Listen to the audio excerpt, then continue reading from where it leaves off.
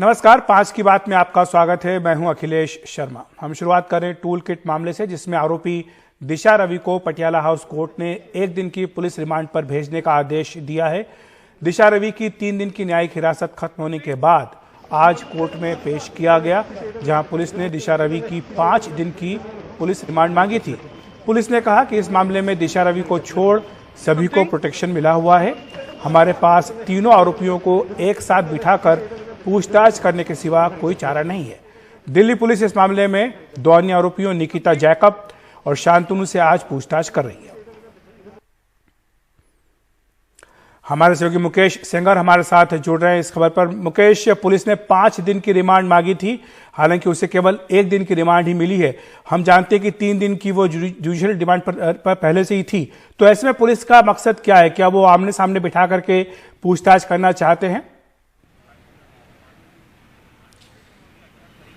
देखिए, बिल्कुल जैसा कि हमें मालूम है कि आज सुबह ही निकिता जैकब और शांतनु ये जो दिल्ली पुलिस साइबर सेल का ऑफिस है द्वारका में, यहाँ पर पहुँच गए थे और आज सुबह से उनसे लगातार पूछताछ हो रही है। लेकिन दिल्ली पुलिस ने पटियाला हाउस कोर्ट में दिशा रवि की 5 दिन की पुलिस रिमांड मांगते हुए कहा कि दिशा रवि ने सारा ब्लेम जो है वो निकिता और शांतनु पर डाल दिया है। इसीलिए निकिता, दिशा और शांतनु को आमने सामने बिठाकर पूछताछ करनी है। पुलिस ने 5 दिन की रिमांड मांगी थी, जिसका बचाव पक्ष के वकीलों ने विरोध किया। उन्होंने कहा कि जब दिशा ऑलरेडी जेल में है तो पुलिस वाले चाहें तो वो जेल में जाके पूछताछ कर सकते हैं, और दिशा को जो कुछ बताना था वो पहले ही बता चुकी है। सारे डॉक्यूमेंट्स इनके पास हैं। लेकिन दोनों पक्षों को सुनने के बाद कोर्ट ने दिशा को 1 दिन के पुलिस रिमांड पर भेज दिया है। यानी कि दिशा कुछ ही देर में यहाँ जो साइबर सेल का ऑफिस है यहाँ पर आएंगी, और यहाँ पर पहले से निकिता और शांतनु यहाँ पर बैठे हुए हैं, उनसे पूछताछ जारी है, तो उनके साथ बिठाकर पूछताछ होगी। हालांकि हमें ये भी याद रखना होगा कि शांतनु और निकिता को मुंबई हाई कोर्ट ने ट्रांजिट बेल यानी कि ट्रांजिट जमानत दी हुई है। तो ऐसे में पुलिस उन्हें गिरफ्तार तो नहीं कर सकती है, लेकिन उनसे पूछताछ ज़रूर कर सकती है।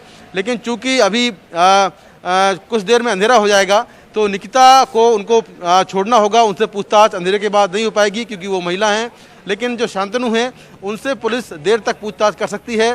दिशा रवि से भी देर रात तक पूछताछ कर सकती है, और पुलिस चाहेगी तो निकिता और शांतनु को कल दोबारा से नोटिस देकर यहाँ पर पूछताछ के लिए बुलाएगी, क्योंकि 1 दिन का रिमांड दिया है और 1 दिन में पुलिस चाहेगी कि निकिता, शांतनु और जैकब को निकिता, शांतनु और जो दिशा हैं इनको आमने सामने बिठाकर पूछताछ हो। तो कल फिर तीनों लोग आमने सामने बैठेंगे और उनसे लंबी पूछताछ होगी।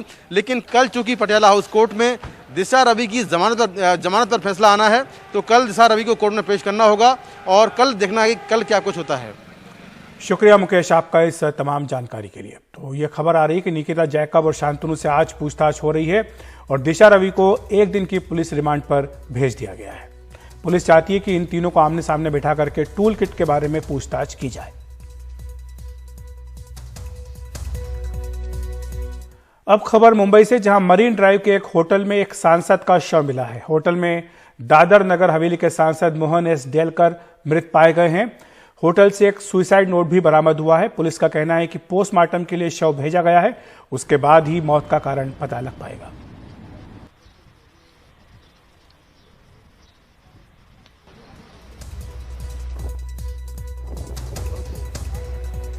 अधिक जानकारी दे रहे हैं हमारे सहयोगी सोहित। बार के सांसद मोहन डेलकर को चर्चगेट इलाके में, जो मरीन ड्राइव इलाके में ये सी ग्रीन साउथ होटल है, यहाँ पर उनका शव मिला है, जिसके बाद यहाँ पर पुलिस पहुँच चुकी है। शव को अब पोस्टमार्टम के लिए भेज गया है, जिसके बाद अब इस मामले की जांच की जा रही है।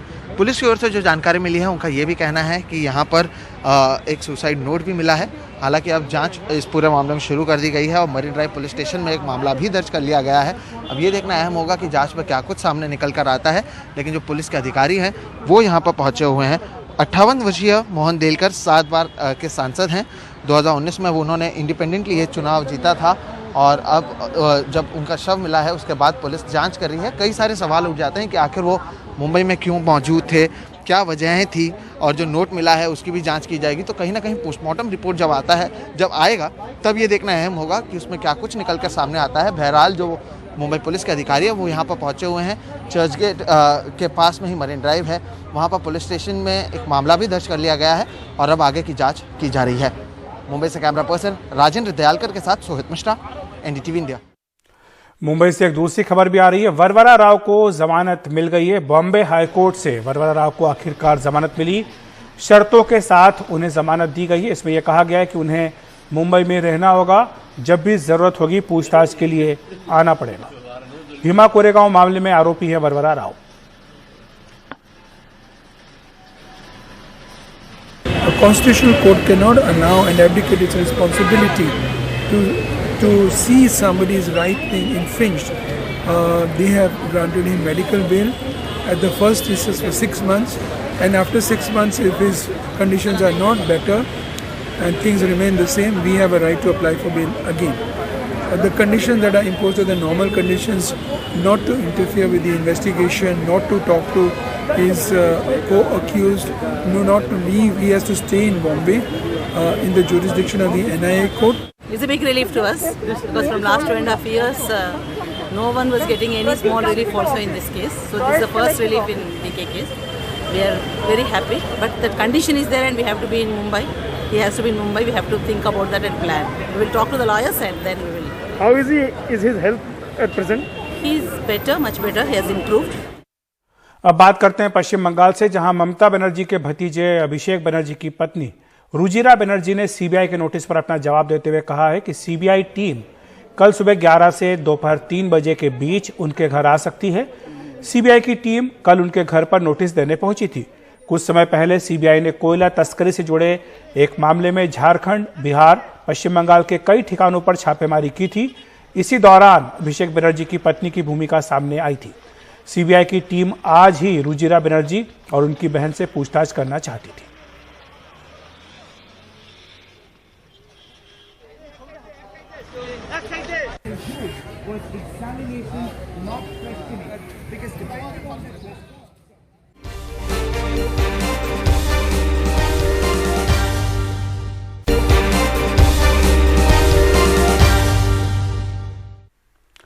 इंडियन मेडिकल एसोसिएशन ने कोरोनिल को लेकर योग गुरु बाबा रामदेव के दावे पर सख्त सवाल खड़े किए हैं। आईएमए ने स्वास्थ्य मंत्री की भूमिका पर भी सवाल उठाए हैं। आईएमए ने कहा कि स्वास्थ्य मंत्री की मौजूदगी में डब्ल्यूएचओ के सर्टिफिकेशन का खुला झूठ बोला गया। डब्ल्यूएचओ ने खंडन किया कि उसने ऐसी किसी भी दवा को प्रमाणित नहीं किया है। आईएमए ने पूछा है कि स्वास्थ्य मंत्री ने ऐसी दवा को बढ़ावा देने का जो काम किया है, क्या वह अनैतिक नहीं है? एक अवैज्ञानिक उत्पाद को इस तरह रिलीज करना कितना न्याय संगत है? किस आधार पर डीजीसीआई ने इसे मंजूरी दी है, जैसा आपकी उपस्थिति में कहा गया? डब्ल्यूएचओ के ऑफिशियल ट्विटर हैंडल के ऊपर ऐसा कुछ नहीं है। उन्होंने खंडित किया है इस बात को। आज वो एविडेंस बेस्ड मेडिसिन इतने शॉर्ट ड्यूरेशन में लाया, इसके बारे में हम उनसे पूरी जानकारी चाहते हैं। आपको याद होगा कि 3-4 महीने के पहले ऐसे ही उन्होंने दवा लाई थी, वो बाद में विड्रॉ की गई थी। पेशेंट बढ़ने के टाइम पे ऐसा अगर कोई दावा करे कि ये प्रिवेंशन में भी काम आता है, ट्रीटमेंट में भी काम आता है और पोस्ट कोविड भी काम आता है, तो ये थोड़ी सी असंभव बात कही गई है। इसके बारे में हम फूड ड्रग और जो भी अथॉरिटीज है उनसे पूरी इसकी चर्चा करके उनके बारे में डॉक्यूमेंट प्राप्त करने की आवश्यकता रखते हैं और तब तक आईएमए इसका निषेध करेंगे और ऑब्जेक्शन लेंगे। बाबा रामदेव ने कुछ दिन पहले कोरोना के इलाज के लिए अपनी दवा कोरोनिल लॉन्च की थी। केंद्रीय स्वास्थ्य मंत्री डॉक्टर हर्षवर्धन और केंद्रीय मंत्री नितिन गडकरी भी इस लॉन्च कार्यक्रम में मौजूद थे। बाबा रामदेव ने दावा किया था कि उनकी दवा को डब्ल्यूएचओ यानी विश्व स्वास्थ्य संगठन से मंजूरी मिली है और डब्ल्यूएचओ ने इसे जीएमपी यानी गुड मैन्युफैक्चरिंग प्रैक्टिस का सर्टिफिकेट दिया है। दावा यह भी था कि पतंजलि की दवा कोविड के इलाज की पहली एविडेंस बेस्ड दवा है। लेकिन कोरोना की दवा को लेकर रामदेव और उनके पतंजलि योगपीठ पर दोबारा सवाल खड़े हो रहे हैं। दरअसल डब्ल्यूएचओ ने स्पष्ट किया है कि उसने कोरोना की किसी भी दवा को मंजूरी या प्रमाण पत्र नहीं दिया है।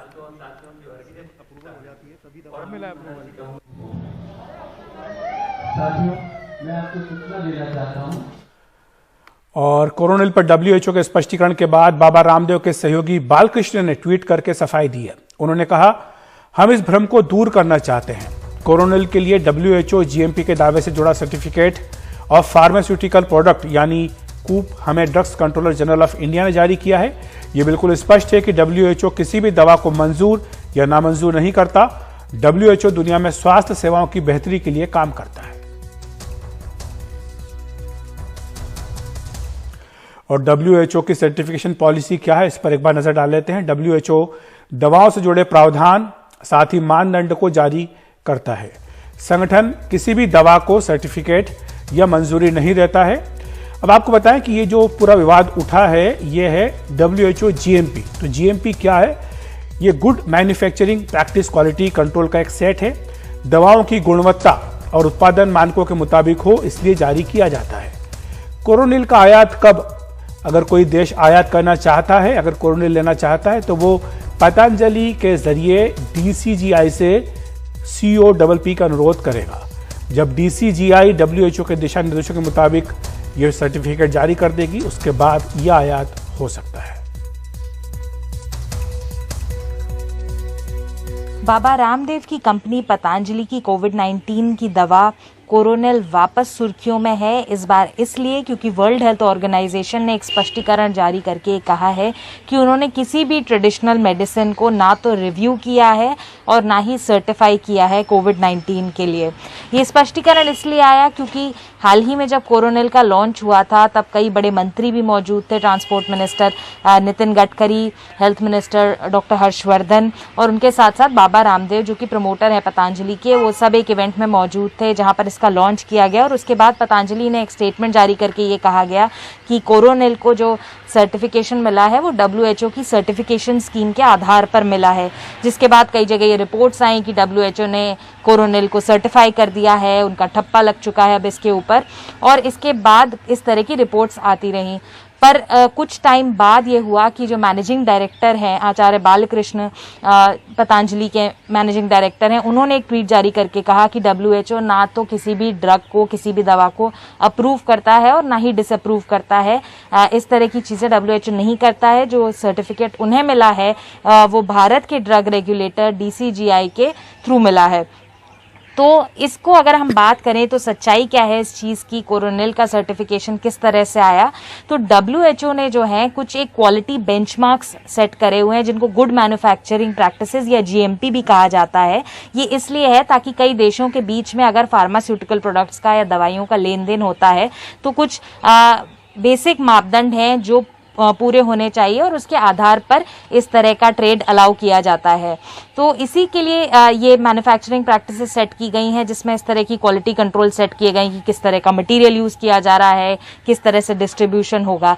तो ये basic quality standards WHO set करता है पर सर्टिफिकेट उनकी तरफ से प्रदान नहीं किया जाता। उन्होंने इनफैक्ट जो देश हैं, जो मेंबर्स हैं WHO को, उनको भी बोला हुआ है कि आप जो सर्टिफिकेट प्रदान करेंगे उस पर आप हमारा एम्ब्लेम यूज नहीं कर सकते हैं क्योंकि उससे ये लगेगा कि हमने खुद इस दवाई को सर्टिफिकेशन दिया है। तो मान लीजिए किसी को अगर इंपोर्ट करनी है कोरोनिल, किसी देश को, किसी कंपनी को यहाँ से इंपोर्ट करनी है तो वो एक सर्टिफिकेशन के लिए रिक्वेस्ट डालेंगे और वो भारतीय ड्रग रेगुलेटर के पास जाएगा। तो DCGI का काम होगा कि वो उस तरह का फार्मास्यूटिकल प्रोडक्ट का जो सर्टिफिकेट है उसको प्रदान करे। पिछले साल भी जुलाई में एक बार ये विवाद में आया था कोरोनिल, जब ये कहा गया था कि ये बॉडी को एक सुरक्षा प्रदान करता है, कड़ी सुरक्षा प्रदान करता है कोरोना के खिलाफ। और तब आयुष मंत्रालय ने तब भी एक स्टेटमेंट जारी करके बाद में ये स्पष्टीकरण दिया था कि कोरोनिल को सिर्फ एक इम्यूनिटी बूस्टर के तौर पर बेचा जा सकता है, एक ऐसी दवा के तौर पर जिससे इम्यूनिटी बढ़ती है, पर उसे इलाज के तौर पर नहीं बेचा जा सकता।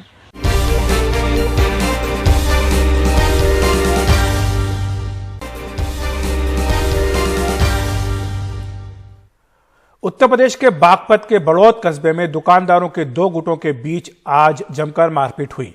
ग्राहकों को लेकर दुकानदारों के इन गुटों के बीच पहले कहासुनी हुई जो जल्दी ही मारपीट में तब्दील हो गई। पुलिस ने इस मामले में 8 लोगों को गिरफ्तार किया है। हमारे सहयोगी आलोक पांडे हमारे साथ जुड़ रहे हैं इस खबर पर चर्चा करने के लिए। आलोक, ग्राहकों को लेकर कि हमारे पास ग्राहक नहीं आ रहे हैं, आपने हमारे ग्राहक ले लिए, ये छोटी सी बात पर ये मारपीट शुरू जो हम देख रहे हैं तस्वीरों में, कितना विभत्स रूप इसने जल्दी ले लिया। अब क्या हालात हैं वहां पर? अभी हालात ठीक हैं अखिलेश जी। मैं तो बस यही कह सकता हूँ इस फुटेज को देखने के बाद कि आप भी शायद यूपी में ही रहते हैं, कभी चाट खाने जाएं तो सब बच के जाइएगा, इस तरह का माहौल ना हो जाए। अब ये बागपत की घटना है, यहाँ पे 2 चाट की दुकानें थी, उनको ग्राहकों को अट्रैक्ट करने के चक्कर में कोई बहस हुई और उसके बाद जो मंजर आप यहाँ देख रहे हैं यही सब यहाँ पे हुआ है। और अब फिलहाल वहां पर शांति है, ऐसा पुलिस कह रही है। तो पुलिस ने आगे क्या कार्रवाई की है इसमें आलोक?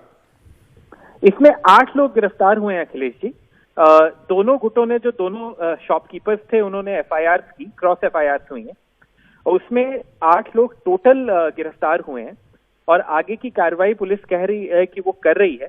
एक शायद खुशी की बात है, वो ये है कि भाई कम से कम कोई बहुत सीरियस चोटें नहीं आई हैं किसी को, मतलब बहुत गंभीर सीरियस हालत में वो नहीं है, तो ये एक अच्छी बात है। लेकिन काफी ड्रामेटिक विजुअल्स हैं और मतलब ये एक आश्चर्यजनक बिजार बात है कि एक चाट की दुकान पे ग्राहकों को लेके इतना बड़ा बवाल हो सकता है, लेकिन वो हमारी स्क्रीन पे है, वो हुआ है और 8 लोग गिरफ्तार हुए। जी, शुक्रिया आलोक आपका इस तमाम जानकारी के लिए। बात करते हैं पीएम नरेंद्र मोदी के पश्चिम बंगाल दौरे की। आज वो हुगली में थे। उन्होंने एक रैली में ममता सरकार पर जमकर हमले किए। पीएम ने कहा कि बंगाल ने परिवर्तन का मन बना लिया है। हुगली का ये जन सैलाब इसका उदाहरण है। पीएम मोदी ने कहा कि यहां पर तुष्टीकरण को बल दिया जा रहा है। उन्होंने दुर्गा पूजा और विसर्जन का जिक्र करते हुए कहा कि बंगाल के लोग इन्हें कभी माफ नहीं करेंगे। पीएम ने कहा कि यहां पर तोलाबाज सक्रिय हैं। टीएमसी के नेताओं की शान शौकत लगातार बढ़ रही है, जबकि आम लोग गरीब होते जा रहे हैं। आत्मनिर्भर भारत गड़ा डाक दिए नरेंद्र मोदी जी सरकार। ये वो राजनीति है जो देशभक्ति के बजाय वोट बैंक, सबका विकास के बजाय तुष्टीकरण को बल देती है। आज यही राजनीति बंगाल में लोगों को मां दुर्गा की पूजा से रोकती है, उनके विसर्जन से रोकती है। बंगाल के लोग वोट बैंक की राजनीति के लिए अपनी संस्कृति का अपमान करने वाले ऐसे लोगों को कभी माफ नहीं करेंगे। भाजपा उस सोनार बांग्ला के निर्माण के लिए काम करेगी। ऐसा बंगाल जहां विकास सभी का होगा, तुष्टीकरण किसी का नहीं होगा।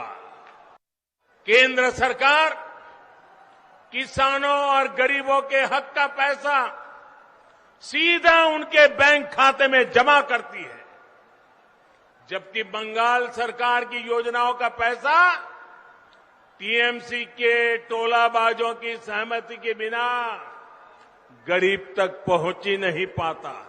यही वजह है कि गांव-गांव में टीएमसी के नेताओं की शान और शौकत बढ़ती जा रही है और सामान्य परिवार गरीब से गरीब होता जा रहा है। बंगाल में निवेश के लिए उत्साह की कमी नहीं है। मुसीबत है सरकार ने जो माहौल बनाया है, कट कट कट का जो कल्चर बनाया है, सिंडिकेट के हवाले बंगाल दे दिया है, उसी के कारण ये माहौल बिगड़ता गया है। उधर कांग्रेस की बात करें तो कांग्रेस ने दक्षिण भारत की अपनी एकमात्र सरकार से हाथ धो दिया है। पुडुचेरी में सरकार ने बहुमत खो दिया। इसके बाद मुख्यमंत्री नारायण स्वामी ने उपराज्यपाल को अपना इस्तीफा सौंप दिया।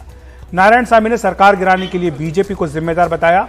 उधर विश्वास मत के समय विधानसभा स्पीकर ने कहा कि सरकार ने बहुमत खो दिया, जिसके बाद नारायण स्वामी अपने समर्थक विधायकों को लेकर विधानसभा से चले गए।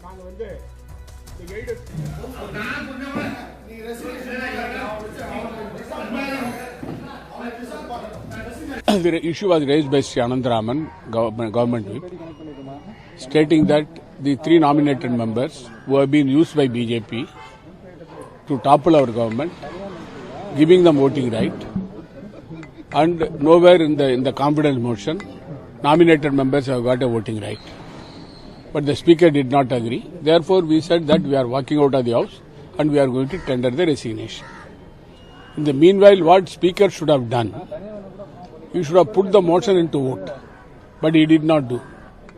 He himself read the ruling, saying that the ruling government has lost its majority. एक बार पुडुचेरी विधानसभा की जो अंक गणित है उस पर नजर डाल लेते हैं। कुल सदस्य वहां पर अभी 26 ही बचे, क्योंकि करीब 7 विधायक जो हैं वो या तो इस्तीफा दे चुके हैं या फिर उनको डिस्क्वालीफाई कर दिया गया है। 26 में जाहिर सी बात है कि बहुमत का आंकड़ा 14 का आता है। कांग्रेस गठबंधन की अगर हम बात करें तो उनके पास कांग्रेस पार्टी के अपने 9 विधायक, जिसमें कि स्पीकर भी शामिल हैं, डीएमके के 2, जबकि 1 निर्दलीय का समर्थन हासिल है। इस तरह कांग्रेस गठबंधन के पास कुल 12 विधायक हैं। उधर विपक्ष की बात करें तो वहां पर एआईएनआर कांग्रेस गठबंधन है, जिसमें एआईएनआर के 7 विधायक हैं, एआईएडीएमके के 4 हैं, नॉमिनेटेड 3 विधायक हैं जो तीनों बीजेपी में शामिल हो चुके हैं। इस तरह कुल 14 विधायक दूसरी पक्ष में हैं। बात करते हैं कांग्रेस नेता राहुल गांधी की, जो आगामी विधानसभा चुनाव से पहले केरल और तमिलनाडु के 3 दिवसीय दौरे पर हैं। दौरे के पहले दिन केरल के वायनाड में उन्होंने किसानों के समर्थन में ट्रैक्टर रैली निकाली। वायनाड राहुल गांधी का संसदीय क्षेत्र भी है। इस दौरान राहुल गांधी ने खुद भी ट्रैक्टर चलाया और कांग्रेस के कई नेता उनके ट्रैक्टर पर बैठे थे। इससे पहले राहुल गांधी ने भारतीय जनता पार्टी और प्रधानमंत्री नरेंद्र मोदी पर जमकर हमला बोला। उन्होंने कहा कि प्रधानमंत्री संसद में मनरेगा योजना को कमजोर बता रहे थे, लेकिन कोरोना महामारी के दौरान ये एक तरह से वरदान साबित हुई और पीएम मोदी को इसके लिए अपना बजट बढ़ाना पड़ा। तो ट्रैक्टर पर आज केवल राहुल गांधी ही नहीं थे, बल्कि बिहार के पटना की अगर बात करें तो वहां आरजेडी नेता तेजस्वी यादव भी ट्रैक्टर पर नजर आए। वो कृषि कानून के खिलाफ प्रदर्शन कर रहे किसानों के समर्थन में ट्रैक्टर की सवारी कर रहे थे। आज तेजस्वी यादव अपने घर से विधानसभा तक ट्रैक्टर में पहुंचे। ये ट्रैक्टर वो खुद ही चला रहे थे। उनका कहना है कि सरकार किसानों की नहीं सुन रही और यह सरकार का तानाशाही रवैया दर्शाता है। साथ ही उन्होंने ये भी कहा कि पेट्रोल डीजल के दाम लगातार बढ़ रहे हैं, लेकिन सरकार ने उस पर भी चुप्पी साध रखी है। उनसे बात की हमारे सहयोगी मनीष कुमार। तो सब लोग जानते हैं कि इस मौजूदा सरकार में किसानों पर हमला किया जा रहा है, किसान विरोधी सरकार है और ये जो डीजल पेट्रोल के दाम जो बढ़े हैं ये साफ दर्शाता है कि ये किसानों पर हमला है। और जिस प्रकार से काला कानून पूरे देश भर के किसान आंदोलित है, सरकार को जो है किसानों की बात सुननी चाहिए। और बिहार में जिस प्रकार से एपीएमसी बाजार समिति मंडी जब से खत्म हुई है तब से बिहार के किसानों का नुकसान हुआ है। अभी भी आप देखेंगे धान की जो खरीद है वो कहीं बिहार में हो नहीं रही है जिस प्रकार से होना चाहिए। और जो खरीद हो भी रही है वो जो आपका एमएसपी है उसके लगभग जो 1800 रेट होनी चाहिए धान की, वो 700, 800, 1000 इस प्रकार से ही बिक्री हो रही है। तो सरकार की जो नाकामियां है, सरकार को संज्ञान में लाने के लिए जो है इस प्रकार का हम लोग जो है, पहले भी हम लोगों ने ट्रैक्टर चलाया है, इस बार विधानसभा चालू है। इस सत्र में भी हम लोग जो है किसानों के पक्ष में भी विधानसभा में मौन का प्रस्ताव रखा था, जो किसान शहीद हुए थे, लेकिन सरकार ने इस बात पे हम लोगों का गौर नहीं किया और खारिज किया बातों को, लेकिन विपक्ष के सभी लोगों ने मौन किया था। तो कब तक चलाएंगे ये ट्रैक्टर? नहीं, जब तक ये तो आंदोलन है ये तो चलता रहेगा। जब तक सरकार, जब तक उनको समझ नहीं आता, इन लोगों की बातें नहीं सुनी जाएंगी जो अपने लोग हैं, तो कहीं ना कहीं से नाइंसाफी होगी। इसलिए ये सिंबॉलिक प्रोटेस्ट है। ये सिंबॉलिक प्रोटेस्ट है। नीतीश कुमार क्या करेंगे अगर पेट्रोल डीजल का दाम बढ़ रहा है तो? नहीं, आप देखिए ना, पेट्रोल डीजल का जो दाम है वो चुप्पी अपनी क्यों साधे हुए हैं? उनको इसमें बयान देना चाहिए। खास तौर पे जो एपीएमसी कानून है उसके फायदे तो गिनाएं कि जो बाजार समितियां जो खत्म की उन्होंने, जो मंडी व्यवस्था जो खत्म की, उससे क्या फायदा हुआ बिहार को? सिर्फ और सिर्फ नुकसान नजर आता है। और किसान बड़ी संख्या में जो शहीद हुए, 2 टिप्पणी भी जो है मुख्यमंत्री ने नहीं की।